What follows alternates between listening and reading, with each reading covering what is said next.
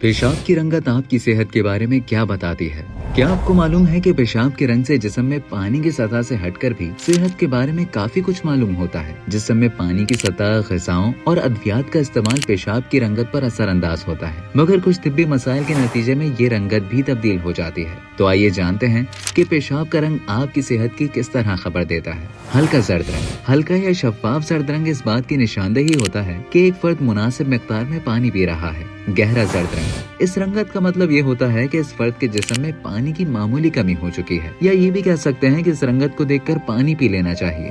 नारंगी रंग। हल्का नारंगी रंग भी अक्सर मामूली डिहाइड्रेशन की निशानदेही होता है, जिसका हल पानी का ज्यादा इस्तेमाल है। अलबत्ता कुछ विटामिन और अद्वियात के इस्तेमाल से भी ऐसा हो सकता है। ऐसा गहरा नारंगी रंग जो भूरा महसूस हो। तिब्बी माहिरीन के मुताबिक ये रंग उस वक्त नजर आता है जब जिस्म में पेशाब बनने की मिकदार कम हो, जिसके नतीजे में रंगत गहरी हो जाती है। ऐसा पानी की कमी, सख्त वर्जिश या गर्म मौसम के नतीजे में हो सकता है, और इसका हल ज्यादा पानी पीना ही हो सकता है, मगर कई बार ये जिगर में किसी मसले की निशानदेही भी हो सकता है।